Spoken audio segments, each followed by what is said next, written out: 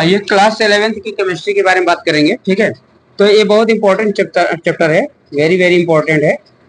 ठीक है, ये पेपर में आता है, इसलिए आप लोग तैयार रखिएगा इसको। ठीक है, कह रहा है बोर मॉडल की संकल्पनाएं। हम आपको क्या बताएंगे? बोर मॉडल की संकल्पनाएं बताएंगे। तो बोर मॉडल की संकल्पनाएं होता क्या है? तो देखिए, बोर मॉडल की संकल्पनाएं क्या है? इनकी संकल्पनाएं निम्नलिखित है। ठीक है, पहले तो यह है कि परमाणु में इलेक्ट्रॉन नाभिक के चारों ओर उपस्थित नाभिकीय ऊर्जा वाले वृत्ताकार पथों में चक्कर लगाते रहते हैं। सिंपल सी बात जान लीजिए, अगर कोई परमाणु इस तरह का होता है। ठीक है, परमाणु इस तरह का आता है। परमाणु में दो विभाग होते हैं, एक होता है नाभिक, नाभिक जो धनावेश होता है, और एक होता है कक्षा।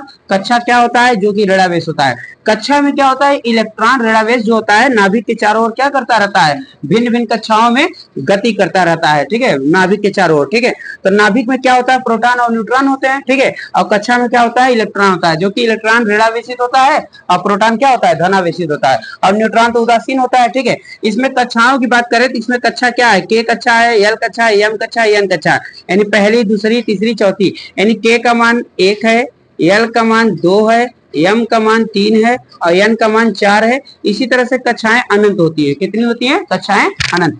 और जो कक्षा होती है वो वृत्ताकार होता है। ठीक है, कक्षाएं क्या होती है? वृत्ताकार होती है। ठीक है, अब देखिए, परमाणु में जो ये परमाणु है, इलेक्ट्रॉन नाभिक के, इलेक्ट्रॉन जो होता है नाभिक के चारों ओर क्या करते हैं? नाभिक के चारों ओर उपस्थित एक निश्चित ऊर्जा में। देखिए, इस कक्षा की ऊर्जा एक समान रहेगी, इस कक्षा की ऊर्जा एक समान रहेगी, ऐसे इस कक्षा की ऊर्जा एक समान होगी।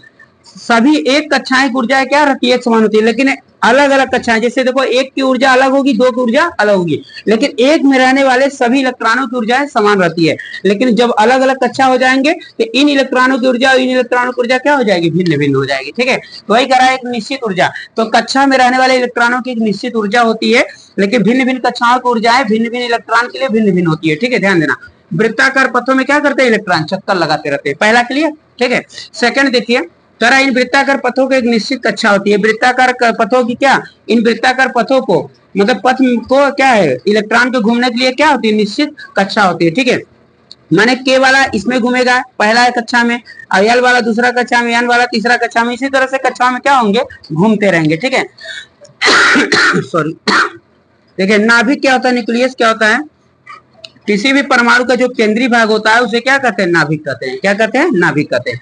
इसी तरह से आइए नेक्स्ट देखिए, वृत्ति कक्षा को KLM यानी 1 2 3 डैश डैश आदि द्वारा दर्शाया जाता है। इन कक्षाओं को, जितनी वृत्ति कक्षा होती हैं उनको KLM से दर्शाया जाता है। माने K का मान 1, L का मान 2, N का मान 3, यानी KLM से भी दर्शा सकते हैं कक्षा को, वृत्ति कक्षा को, और 1 2 3 से भी दर्शाया जा सकता है। ठीक है, जैसा कि चित्र में हम आपको बता चुके हैं। ठीक है, आइए नेक्स्ट देखिए, किसी एक निश्चित कक्षा में घूमने वाले सभी इलेक्ट्रॉनों की ऊर्जाएं समान होती है। माने एक कक्षा में अगर इलेक्ट्रॉन घूम रहा है तो उन एक कक्षा में सभी इलेक्ट्रॉनों की ऊर्जाएं क्या होंगी? एक समान। लेकिन अगले में अगर घूमेगा तो अगले के लिए भी क्या होंगी? उन सभी इलेक्ट्रॉनों के लिए ऊर्जाएं समान होंगी, लेकिन पहली और दूसरी के लिए ऊर्जाएं क्या होंगी? इलेक्ट्रॉन के लिए भिन्न भिन्न होंगी। ठीक है, इस तरह से कंप्लीट होता है। आप देखिए, इससे यदि वीडियो अच्छा लगा हो तो वीडियो को लाइक करें, सब्सक्राइब करें, शेयर करें। जय हिंद।